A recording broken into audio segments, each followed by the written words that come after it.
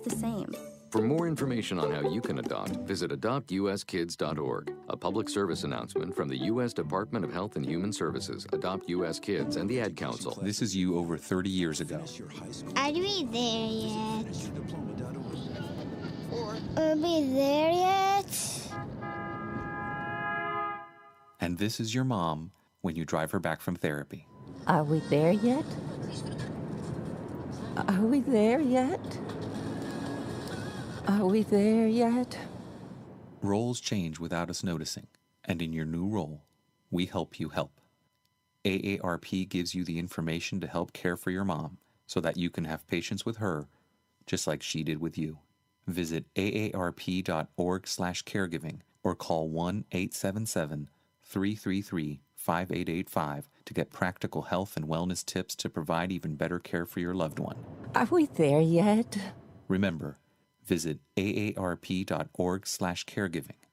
AARP, we help you help. A public service announcement brought to you by AARP and the Ad Council. When I was little, I didn't talk for a long time. I liked things to always be the same. Anything new or different would scare and upset me. I was very sensitive to lights and sounds.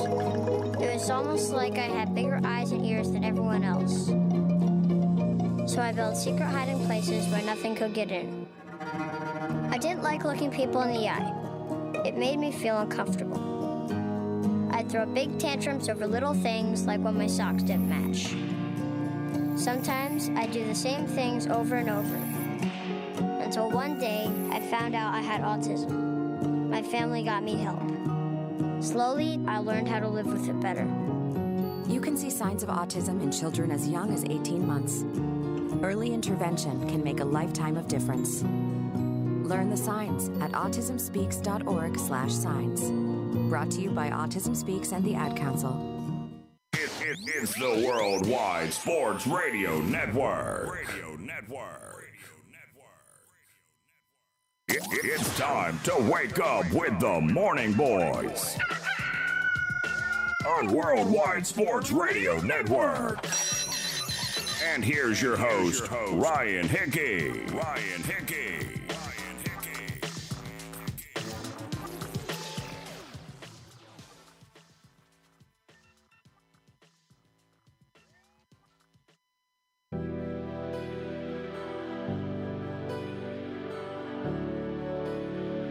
We're back here on the Worldwide Sports Radio Network. If you're having a little issue with the stream, we apologize. Had a little internet issue just towards the end of that segment, but we are back. So it's not you, it's not your computer, I promise it is us, but we've fixed the internet issues when we are back rolling here just in time for hour number 2 right here on the Worldwide Sports Radio Network.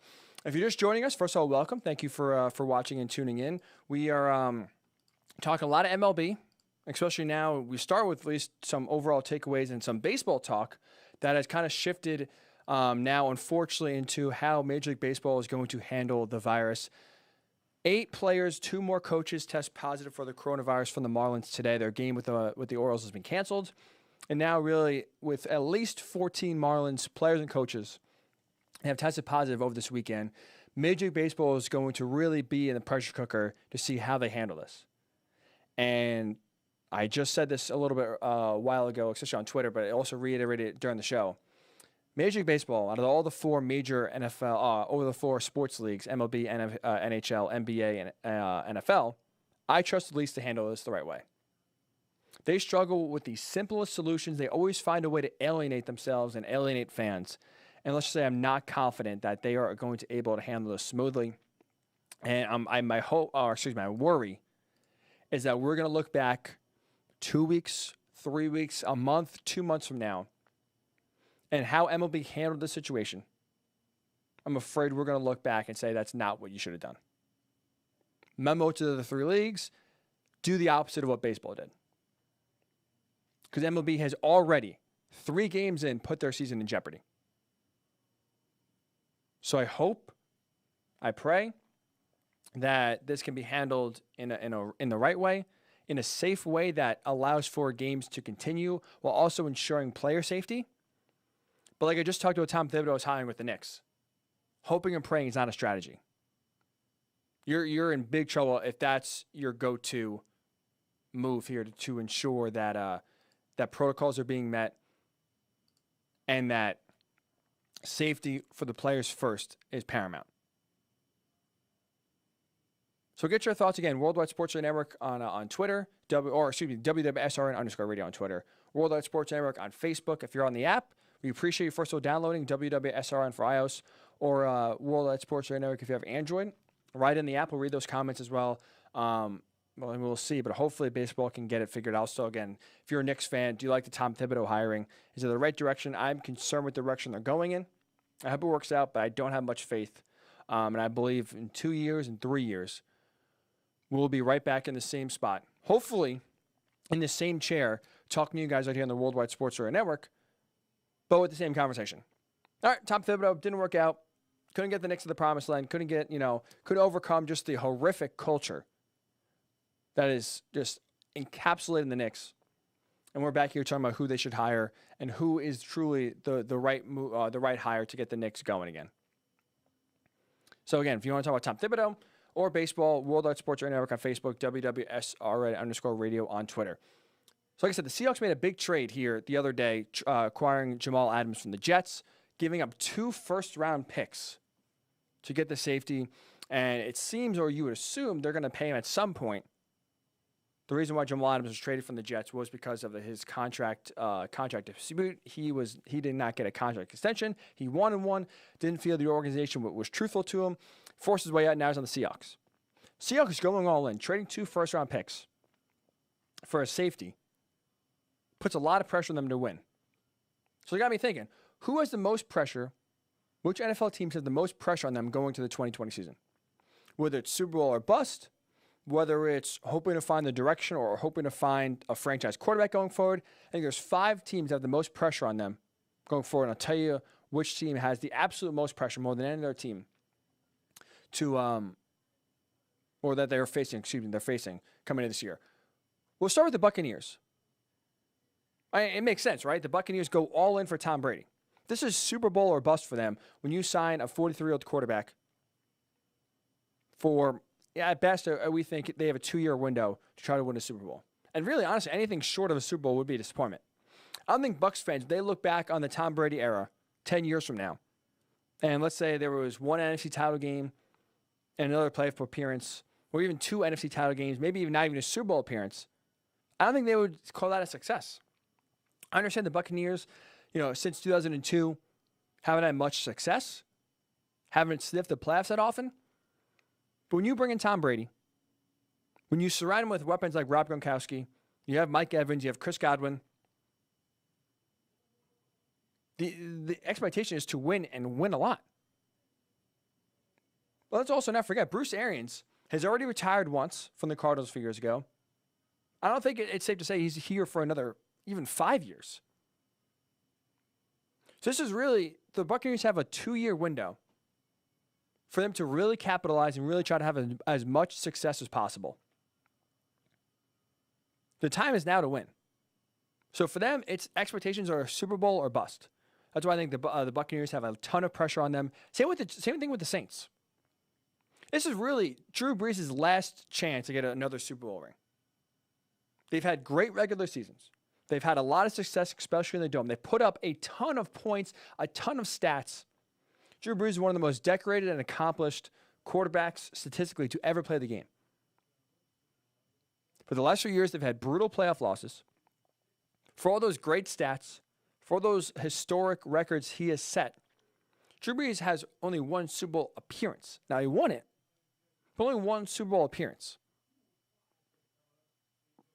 He's a great quarterback. But playoff success has not followed him the same way regular season success and statistics have. Saints have a legitimate shot to win this year.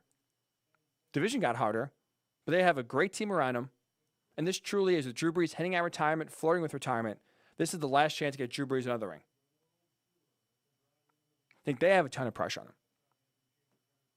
Seahawks, like I just said, when you go all in on Jamal Adams, when you trade 2 first-round picks, and then have to pony up to give Jamal Adams an extension, whether it's this offseason or it's the next offseason, and you're going to pay a safety massive money. It's Super Bowl or bust. You have to get it done now because it's only going to get harder. As we know, the salary cap, the first-round draft picks are so important because you can get control of them for 5 years at a cheap price. And as we see, once you pay the quarterback, it gets a lot harder to put great pieces around him and have them compete. So in this 2 to 3 year window, but especially now in 2020, they have a ton of pressure on them to win. Similar to Drew Brees, Russell Wilson trying to get his Super Bowl number 2 win. Pete Carroll, same with Bruce Arians, not getting any younger. 69 in September. We'll see how much he has gas left in the tank, but the Seahawks right now are built to win and win now. A very tough division. They were very close, to winning the division last year. But going all in now for Jamal Adams, giving up a lot of draft equity to do so. They put a lot of pressure on themselves. So they are also a team with a lot of pressure. The Browns, big year for Baker Mayfield. It's not Super Bowl or bust. But they have a lot of pressure on them because they have to figure out what they have with their quarterback. For those of you who don't know, I'm a producer, weekend producer at CBS Sports Radio. One of the hosts I work with weekly every Saturday, his name is Ken Carmen, based out of Cleveland, hosts a local morning show in Cleveland. Every time we're talking about the Browns and looking at this year, they had another great free agency period, solid draft. The concern is, and the question marks about Baker Mayfield, the quarterback. Is he the guy moving forward? Is he the guy we can rely on moving forward? And really, Freddie Kitchens was the one last year that led to most of the disaster that was the Browns. So there's a lot of pressure on the Browns, and specifically on Baker Mayfield. Year 3 is a big year. It's time for him to show, is he more like the rookie year Baker Mayfield? Took the team by storm. It was a shot in the arm. And put some energy and brought some energy back to the Browns? Or is he more the player last year? Struggled reading defenses. Accuracy took a dip. Didn't make the best decisions. The team is loaded. The offensive line was better. Tight end group improved. Still have great wide receivers. There's really no excuse now for Baker Mayfield not to have some success. It's going to be a big year for Baker Mayfield. A lot of questions to answer. And he's a guy who's very confident, not afraid to speak his mind. We'll see if his confidence can match how he plays on the field. So a lot of pressure specifically for Baker Mayfield, but also the Browns to bounce back from the tough year last year and play well. And finally, the team to me in the NFL that has the most pressure on them in 2020 is the Dallas Cowboys. Severely underperformed for the talent they had in 2019. Because as we know, the offensive talent is there, and they only got better drafting CeeDee Lamb. You brought in Mike McCarthy, which in theory should help elevate the offense even more because the offense wasn't the problem last year. But you go from the conservative nature of Jason Garrett to a seasoned veteran, a guy who knows what it takes to win a Super Bowl like McCarthy. Helped develop Aaron Rodgers. So not only is there a lot of talent for the Cowboys to win, there's also a lot of a lot of pressure for the Cowboys when it comes to dealing with Dak Prescott. As you know, they didn't sign or didn't come to a long-term extension. He'll play this year on the franchise tag and become a free agent again next year unless they franchise him again. That money, that contract is only going up. Will the Cowboys pay him? Can Dak show he has a higher ceiling with Mike McCarthy? Can Dak show he's the guy to lead the team to the Super Bowl? I don't think he is. A lot of questions with the Cowboys for me. That's why they have the team with the most pressure on them going into 2020. A ton of questions to answer. They put a ton more pressure on themselves by not getting a long-term deal done with Dak. So now really they set themselves up to go all in on 2020 and then reevaluate the most important position in 2021. So are the Dallas Cowboys the team with the most pressure on them heading into 2020? If not, which team is? We'll get your thoughts on the Worldwide Sports Radio Network. And when we come back, the number 1 seed, the upstart underdog number 10, Mike Biseglia. 2020 Apocalypse. If you love underdogs, we got a great matchup for you. It is 2020 Apocalypse next right here on the Worldwide Sports Radio Network. You're listening to the Worldwide Sports Radio Network.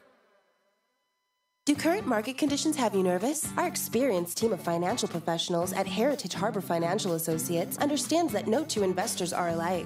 We all have different goals, needs, and appetites for risk. That's why the one-size-fits-all approach does not work, especially when planning for retirement. At Heritage Harbor Financial Associates, we analyze your unique investment style so that you can work toward your individual retirement goals on your terms. Heritage Harbor Financial Associates can help you take steps to reach your retirement goals by providing a wide array of financial products to fit your needs, even for the risk adverse. Give us a call at 631-331-6599 to learn more or to set up an appointment with one of our financial professionals. You can also find us on the web at hhfa.org or on Facebook at facebook.com/hhfa.org. Our number again is 631-331-6599. That's 631-331-6599. Investments in stocks, bonds, and mutual funds and variable annuities are not FDIC insured and are subject to fluctuation in value and market risk, including loss of principal. Heritage Harbor Financial Associates offers securities through AXA Advisors, LLC, New York, New York. Member FINRA, SIPC. Annuity and insurance products offered through AXA Network, LLC. Edward Lehman has been a trusted insurance advisor for over 16 years with insurance solutions for auto, home, commercial, life, and retirement. He's located at 54 Sunnyside Boulevard, Suite H in Plainview. That's just 1,000 feet south of 495. Local agent, local advice. The time to think about insurance is before you need it. So do yourself a favor, and before you pay your next insurance bill, give Ed and his team a call, 516-935-3900, or visit him online at www.allstate.com/EL. Edward H. Lehman Insurance is your trusted insurance advisor. Hi, this is Terry Crews, actor, former football player, game show host, father of 5, and all-around big dude. I'm also an expert on drama. I know all kinds of drama. There's the good kind that comes with having a house full of kids. There's the bad kind like season-ending injuries. There's the necessary kind like having an agent in Hollywood. And there's silly drama like the drama around my percolating pectorals. And then there's the drama you can skip. Skip the drama that comes with not having your high school diploma or equivalency. Find free adult education classes near you and finish your high school diploma. Visit finishyourdiploma.org. Or text diploma to 97779. Message and data rates may apply. Reply STOP to opt out. That's diploma to 97779. And leave the drama to actors like me. Brought to you by the Dollar General Literacy Foundation and the Ad Council. Adopt US Kids presents Multiple Choice Parenting. Your daughter just had her first breakup. Do you A, put yourself in her shoes? How could he do this to you? And for Sheila, she has split ends. B, console her. Oh, sweetie, this is going to happen a lot. 4, maybe 5 more times before you get married. C, take charge. Got to get this all straightened out. Give a little talking to, man to man, mano a mano. Hey, Steve. Is now a good time? No? Okay, no problem. Bye. Or D, help her find a new boyfriend. I know a great place to meet boys. The internet. Nice, single boys. Never mind. How about some ice cream? As a parent, there are no perfect answers. But you don't have to be perfect to be a perfect parent. Thousands of teens in foster care will love you just the same. For more information on how you can adopt, visit adoptuskids.org. A public service announcement from the U.S. Department of Health and Human Services, Adopt U.S. Kids, and the Ad Council. You're listening to the Worldwide Sports Radio Network. It's time to wake up with the Morning Boys on Worldwide Sports Radio Network. And here's your host, Ryan Hickey.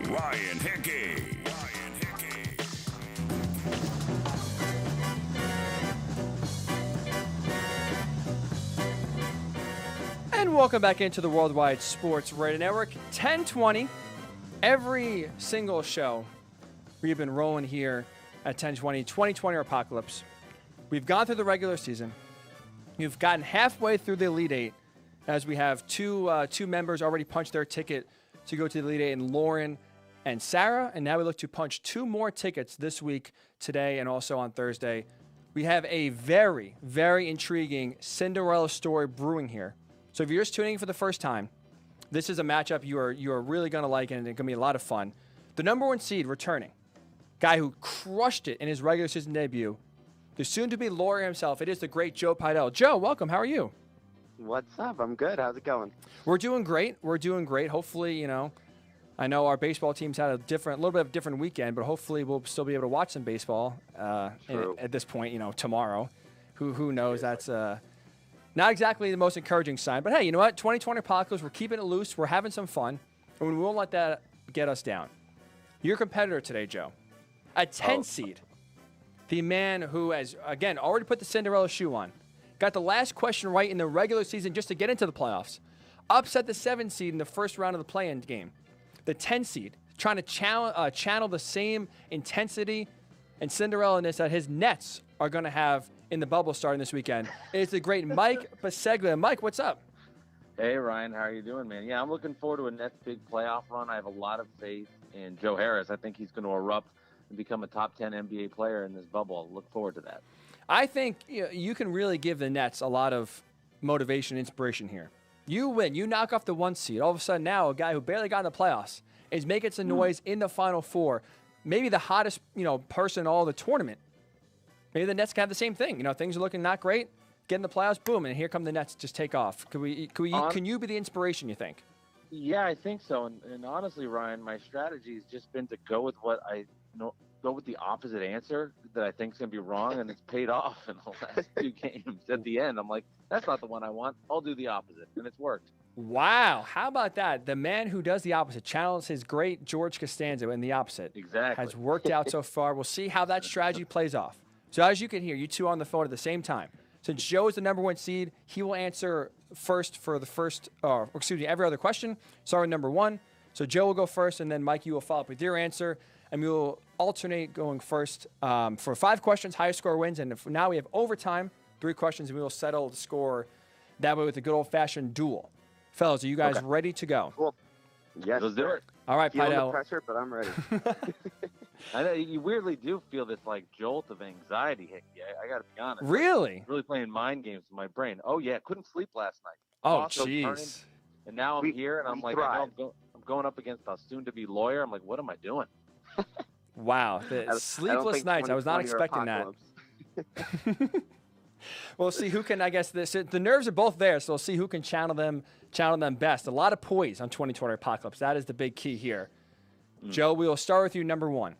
NASA is expediting a project that will give regular citizens like you and me the opportunity to fly to the moon and make it their permanent home by the year 2022. 2020 or Apocalypse. This is a real project NASA is working on, or no way this would only happen in the Apocalypse, which, I guess we're sort of in, but for the sake of this answer, it would be fake. So I feel like I remember something along these lines, but I just can't imagine by 2022, especially with everything else going on. I'm going to go, I want to say 2020, but I'm going to go with Apocalypse. All right, you're going with your gut there, going Apocalypse. Mike, you've heard, Joe speak it out. Are you going to go the opposite and say it's true, or are you going to go the opposite in your own brain and agree with Joe? I think this is a real deal. I think people will be flying to the moon in a couple of years, so I think this is a real thing going on. Split answers means we'll have one person get it correct, and that will be the number 1 seed, Joe Thibodeau. This is correct. This is not real. Not a real project NASA is working on, especially now working on by the year 2022. I believe they just, I know that they have stopped all their space travel. So not a real project. It is the Apocalypse. And that means Joe Thibodeau Good start. takes a 1-0 lead. He has channeled the nerves early on. All right, Pasegs, we will go with number 2. You will go first here. A California woman urinated on the floor of I'll restart. A California woman urinated on the floor of a Verizon store after she was asked to leave for refusing to wear a mask. 2020 or Apocalypse? That's 20. That's real. 2020 is the real one, right? 2020 is the real one. Yes, sir. Yeah, that's real. All right, Mike is saying that is real. Joe, what are your thoughts? I'm with them. I think that it has to be real. People are crazy. People are crazy. This year has been anything but normal, and you two are correct. This is a real story. And a California woman, I don't know what gives you the urge to say, you know what, I'm going to get back at them by peeing on the floor, but that's what she did. Asked to leave, and she countered by urinating, relieving herself. That's the first story, Hickey. In the 20 that we've done, I actually knew the answer and didn't have to guess. Really? You sound yeah, confident. I knew that story. You sound confident. I don't want to give it away.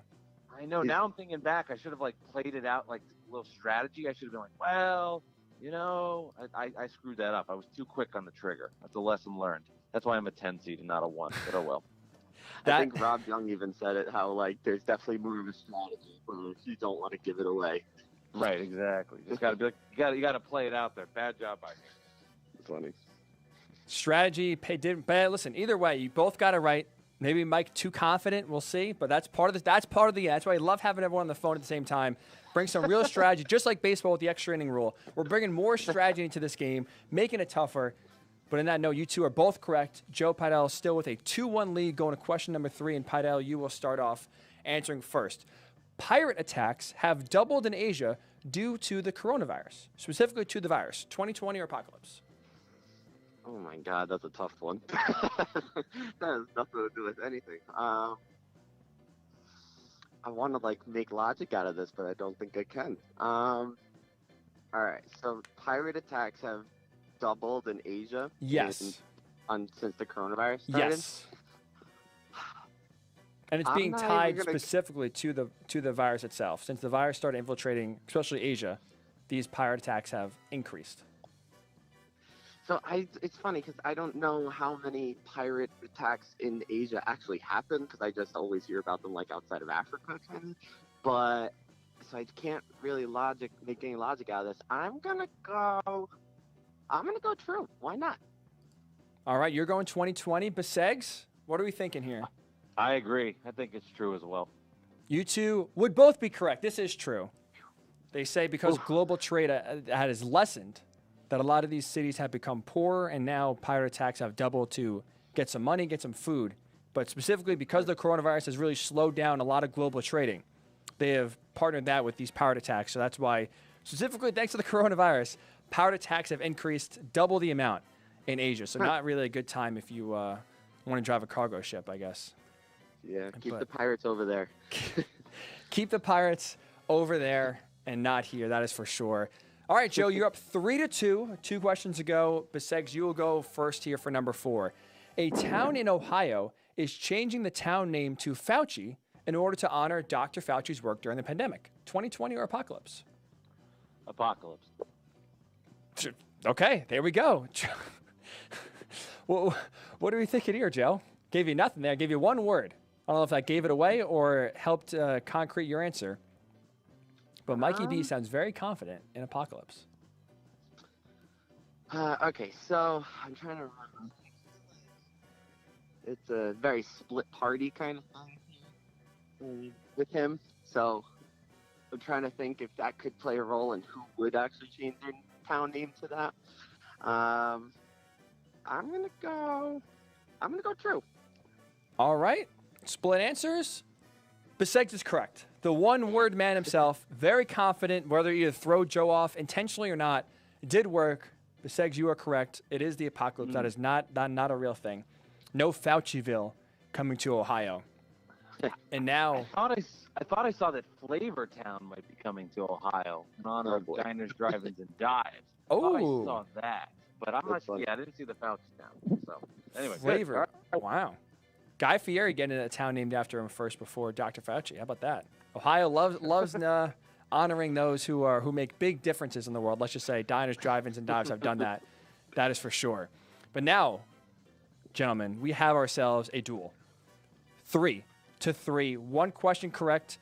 A lot of strategy here. We'll see what happens. If we have a tie, we will go to overtime. Pidell, you will go first for the 5th and final question of regulation. A doctor has claimed to have completely stopped showering and has ditched every personal care product like deodorant and moisturizer, which he says actually improves the overall body's health. Is this real?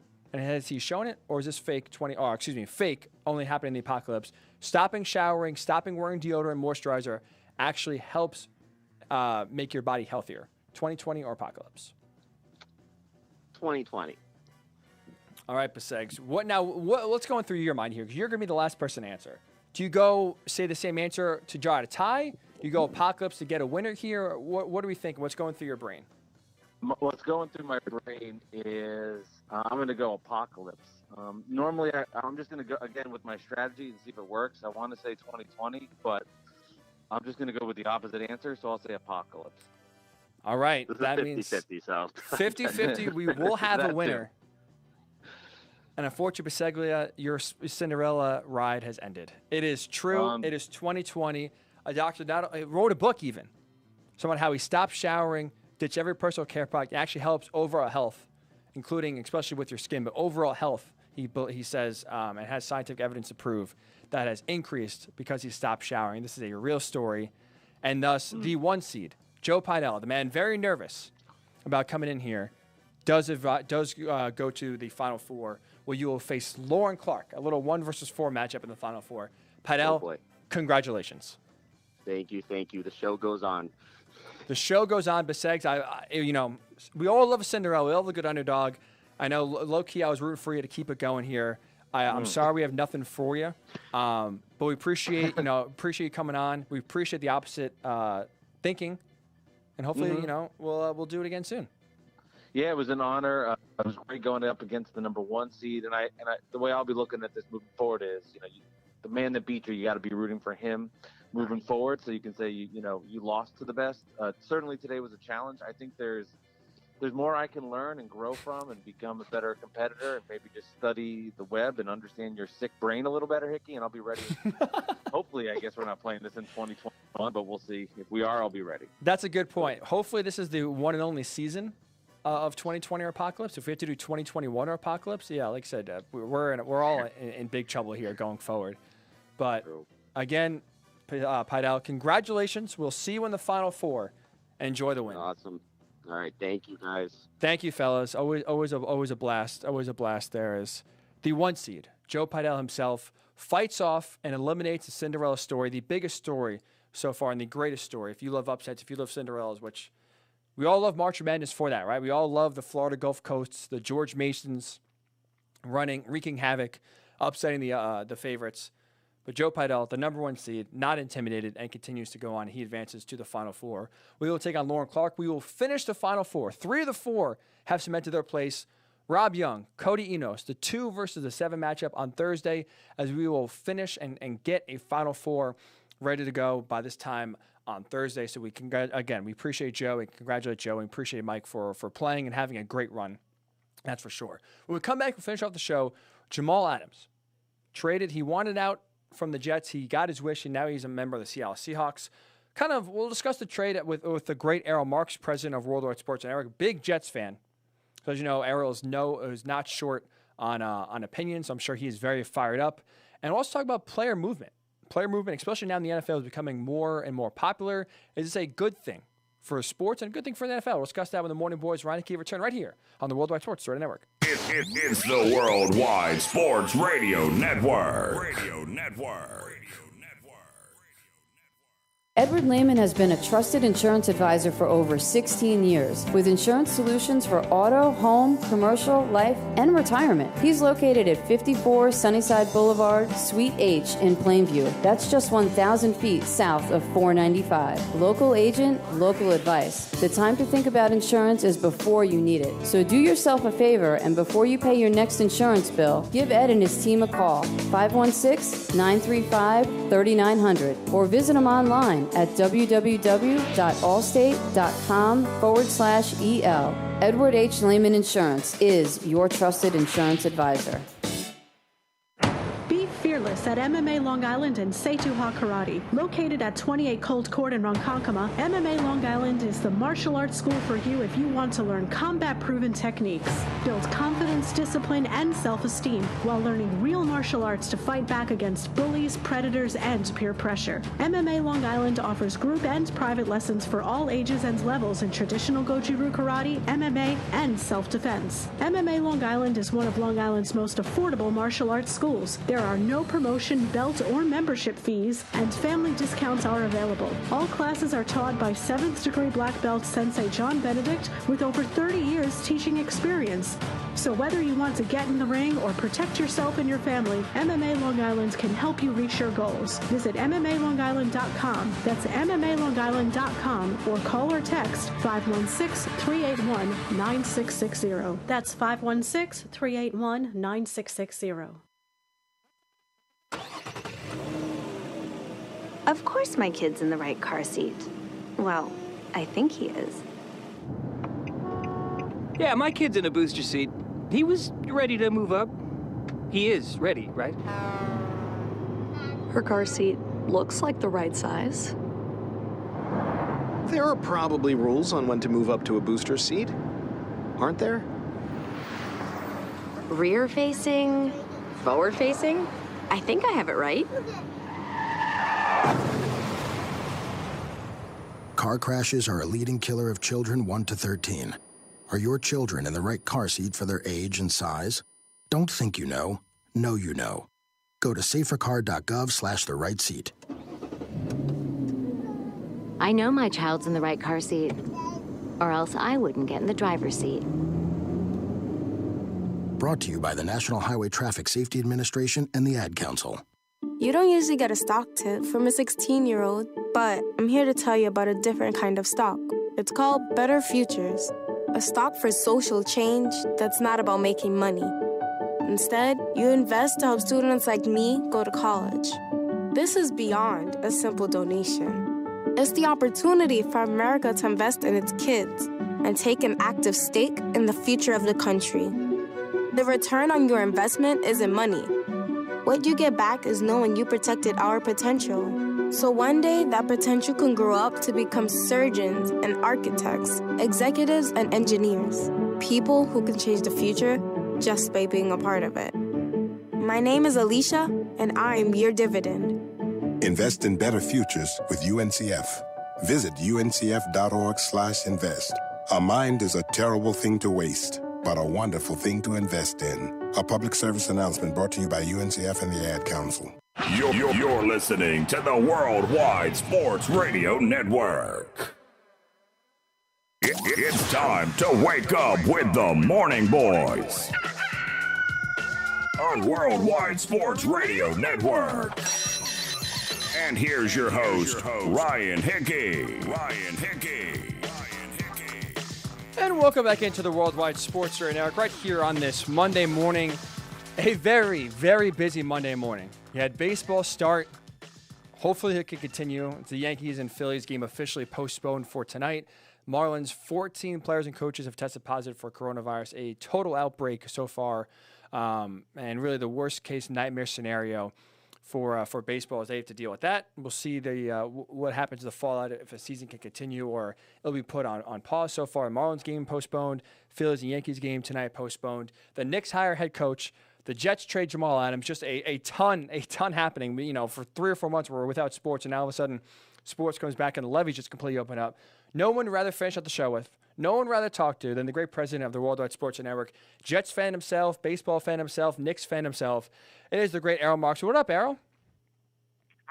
First of all, I don't need that great reputation over there because I am not one of those people. But I am a big baseball fan, a big Jet fan. But I sit back and I relax and I enjoy the show. I love your show, by the way. Your show's great. I appreciate listening, and I'll give you the $10 for saying that after the show. Thank you, man. But I love it. You are, by the way, if anybody doesn't know about Ryan Hickey is a great talent. I'm so happy that he's with us, and the Morning Boys, the morning show is not. It's not without Ryan. The network wouldn't be moving the way it is. So I appreciate everything that you do, and you're an up and coming talent, and I'm happy you're with us. Well, Errol, thank you for the words. Like I said, now I'll just double that payment for sure. I'll slide you a crisp 20 next time I see you. But always a blast being on the network. But now, Errol, I mean, you're the guy I'm trying to talk to here. We'll start with Jamal Adams because that's obviously, I feel like you yourself very opinionated on this. Finally trade Jamal Adams to the Seahawks for 2 first-round picks, a decent haul. What are your thoughts here? Do you like the Jets trading Jamal Adams in general? And what's your overall thoughts about how he handled this situation these last few months? I was talking to a lot of different people, and a lot of people thought that the Jets were not going to get 2 first-round draft picks and a haul like they got from Seattle. A lot of people believe that the Jets were holding Jamal Adams until the right position happened and the right offer happened. And I think Seattle knew they had to pull the trigger on this because Jamal Adams spoke about Adam Gase. He took a shot at Adam Gase. And everybody knew that the Jets were trying to move him after that happened. So I think the Jets absolutely fleeced Seattle. And you got 2 first-round draft picks in 2021, 2022. You got a third-round draft pick in 2021. You got Bradley McDougald, he's a very good safety that you can plug into a defense. And all you gave up was Jamal Adams and a 4th-round draft pick in 2022, which could be a late 4th-round draft pick in 2022. And Jamal Adams has spoke very abruptly about the New York Jets organization. And he took shots at Woody Johnson when we don't know the truth behind it on if he did say what he did about the sexist and racist things that he said over there in England. We don't know the story if the story is true. We don't know all that stuff. But Jamal Adams has been wanting to get out of there for a very long time. Last year, you heard it from a couple of sources that he wanted to go to Dallas. Then he all of a sudden said he wanted to be a Jet for life. And then he gave the Jets pretty much a list of teams that he'd be interested in playing for. So I don't think Jamal Adams wanted to be a Jet. I think the fact that after he got traded to Seattle and he spoke to the Jet fans, I think it was an all-out lie on what he said to the Jet fans. To me, it was disgusting on how he was talking about the organization throughout the 2 years he's been there. Well, 3 years he's been there, but the last 2 years, the Jets really took a chance with Jamal Adams, even though he was a high draft pick. There were 6 teams that passed up on Jamal Adams. There were reasons why they passed up on Jamal Adams. Jamal Adams is a very strong personality, has his own thoughts to things. And again, as much as I love Jamal Adams as a player, I don't like Jamal Adams as a person. So the Jets fleeced him. Joe Douglas, you saw what he did in the draft this offseason.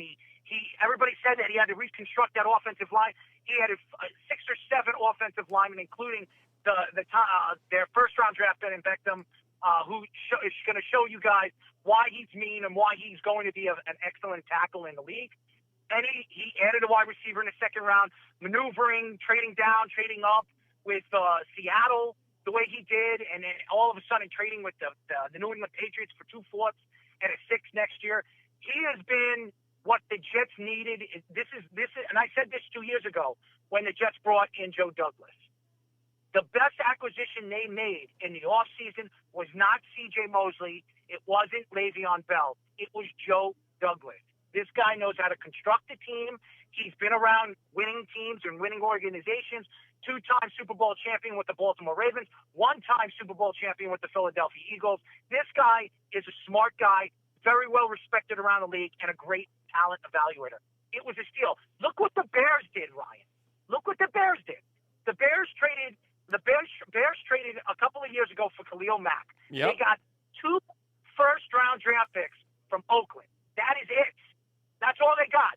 The Jets got 2 first-round draft picks, a 3rd round, and Bradley McDougald, who is a good player at his position. So when you look at the big picture, who's better, Khalil Mack or Jamal Adams? Right. You look at the positions they play too. Right? Like defensive end, the outside, defensive end where Khalil Mack plays is more impactful, more important. You give more money to that player than you would a safety. Let's be honest. Safety is, well, I mean, in terms of position, importance, not that high in the list. You can do without having a great safety. You need plenty more positions that are better first before you get to safety, which I'm with you. That's why I honestly couldn't believe what the Jets got back. I kind of flip-flopped here, I'll be honest. I was against trading Jamal Adams because I hate, for me at least, the thought of trading a player, a transcendent. Like, he's one of the best safeties in the league, don't get me wrong. So it's hard to just draft someone and get close to or even better than the player you draft with the draft picks you get back. But to get 2 first-round picks, like you said, for a guy that Jamal Adams is great. I like the leadership he brings. I think he does bring a lot of he's a great leader in the locker room. I think he's one of those guys you want as the face of your team. But when it comes to the Jets, I'll say this. I think Jamal Adams got what he wanted, which is important. And I'm curious. I want to know your thoughts here. Player empowerment. This is kind of what I want to kind of talk about when it comes to Jamal Adams. As we know, the NBA is a league dictated by the players, right? They say what they want to happen. If they want to get a trade, most likely they get traded. Now we're seeing more and more NFL players kind of dictate their terms and actually get what they want, get traded, get released, and go somewhere where they can have a chance to win. Do you like that players have basically more power? Because that's essentially what Jamal Adams did. Jamal Adams, through the media, through his voice, forced his way out of New York and got himself to a situation where you look, Seahawks are going to be Super Bowl contenders for next, 3, 4, 5 years? So you think he was a big winner there. Do you like the player empowerment kind of coming into the NFL now and becoming more prevalent? No, I don't. And I look at LeBron James. He kind of transitioned the game, adding the 3 stars to a team. Yep. Everybody says, well, the Celtics, the Celtics did it. No, the Celtics made trades. They brought in free agents. That's how they added Kevin Garnett. Paul Pierce was already there, and they brought the Jet in. And also Ray Allen was there, and the way they built that team. The problem right now, when you look at the professional sports and the way professional sports is moving, it's now become a business. It is all about a business. What are you going to pay me? What am I going to get out of it? How am I going to make the money that I deserve if I stay with this team and take less because you want to build a team to make a Super Bowl or a winning franchise? So I don't like the way Jamal Adams was acting. And you can see Le'Veon Bell. Le'Veon Bell backlashed at the whole Jamal Adams thing. He backlashed at him. Oh yeah. He said, "Listen, you talked me into coming to this organization last year in the offseason, raving about Adam Gase, raving about Joe Douglas, and all the acquisitions that they made, and that we're in it to win with the New York Jets. I'm here for the long haul." And then all of a sudden, a year later, you're talking about how Adam Gase is a joke, that he is not the guy that we can win with. You're taking shots at Joe Douglas. You're taking shots at the executives, the ownership of the organization, and then you're demanding trade. Why would Le'Veon Bell be happy about this situation when you see the whole big picture here? Le'Veon Bell came from Pittsburgh. He could have went anywhere else. He came from Pittsburgh to go to the Jets because Jamal Adams talked him into coming to the team. So, if anything, you'll love what Le'Veon Bell said because Le'Veon Bell said, you know what? We're going to show you. We're going to show you what we're all about. So, Jamal Adams is a joke. He should, in the long run, just like Landon Collins, he's going to get the money. He's going to get what he wants. But is he going to produce just like when the Jets paid Muhammad Wilkerson and how he didn't produce? Let's see if Jamal Adams can do what he did in a very hard NFC. Oh, absolutely. I mean, especially that division. Oh, my God. The Rams, and now the Cardinals come up and rising, and you obviously have the 49ers there sitting. It's going to be – the Seahawks are gearing up, which I do respect, and they're trying to go all in now the next few years. But like you said, it's going to be – especially from the safety position, it's going to be a lot tougher for him going against those offenses and going against those quarterbacks than it was maybe the last few years here in the NFC East when you're playing against the Bills, when you're playing against the Dolphins. Obviously, you have Tom Brady there, but it's definitely going to be a tougher task for Jamal Adams' for sake as a safety for sure now in the NFC West. See, I'll say this. I actually do like the player empowerment kind of coming into the NFL more and kind of working because I don't know about you. I'll throw it this way. I feel like it holds organizations, coaches, GMs, owners more accountable than it did in the past. And this is what I mean by that. If you aren't hiring maybe the right guys, who knows with Adam Gase? The first year was not great. Obviously, there's some underlying circumstances there I think made his job harder than when he envisioned it when he first took the job. But if Adam Gase is truly not the right guy, if his leadership is truly that bad as Jamal Adams says, Joe Douglas, I like him as a player evaluator. We'll see how he is as a negotiator, but it sounds like he led Jamal Adams on when it comes to a contract. And as you know, Woody Johnson, his ownership has been not great, let's say. And I was these latest accusations now just add on to that. So I feel like personally, it almost holds organizations accountable because now if you aren't doing the right things to try to win, if you aren't treating your players, the way they want to be treated, I feel like, players should want to leave. Like your career, especially in the NFL more than any other sport, your career is so short. You have just a small chance to earn as much money as possible and try to win as much as possible. If you truly want to win, if Jamal Adams truly wants to be on a contender, and other players want to be on contenders, and they want to force their way out of bad organizations and try to do what's best for their career, I think it's almost a good thing because now, you see guys like Jalen Ramsey force his way out of Jacksonville. Trent Williams got his way out of Washington. Like those are organizations that, for the most part, historically haven't been successful and have been run the right way. So now, if you aren't doing the right things, players aren't going to want to play there. And now, just because you draft someone doesn't mean that they have to stay there the whole time. I feel like it holds teams coaches, coaches, GMs, owners more accountable than if basically you had to write out your contract, you had no say, and you can cry and complain all you want, but nothing's going to get done. I don't know about you, but that's at least how I kind of feel. It helps hold teams accountable, which as fans, that's what we want, right? Don't you want the Jets to be as best run as possible and have the most success? So at least if players are, if teams are paying the price for not being run correctly, not being run efficiently, and hiring the right people, they should pay the price, and that should serve, hopefully, for the ones that want to win and truly are in it to win Super Bowls, should serve as a wake-up call. Say, hey, we're doing something wrong here. Let's look at what we're doing to try to improve it. So players, the next Jamal Adams we draft at any position doesn't have the same sort of, we don't have the same thing happen in a few years.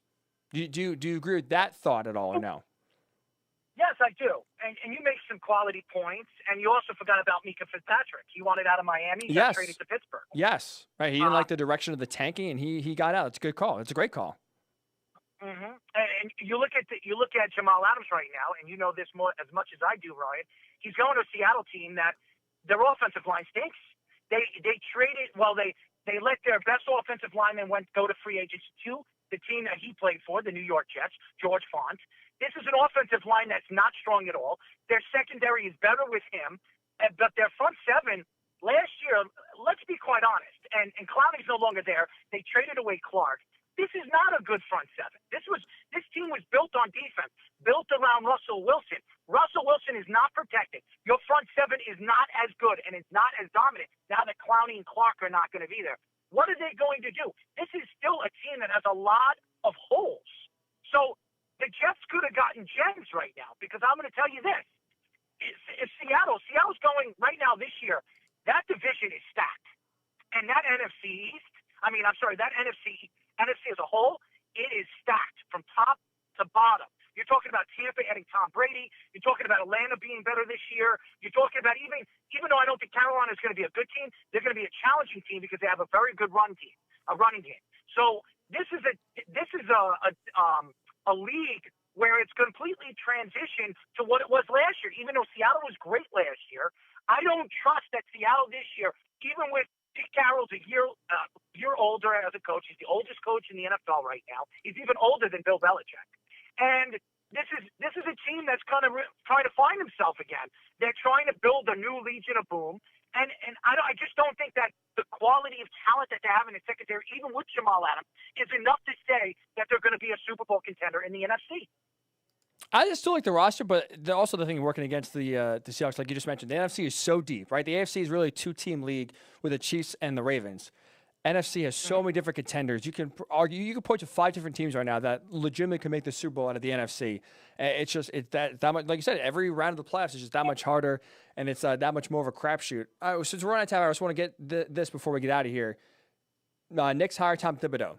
Is this the right move, right head coaching hire in the right direction they're going in, or are we going to be talking about the new head coach in 2 years from now and 3 years from now?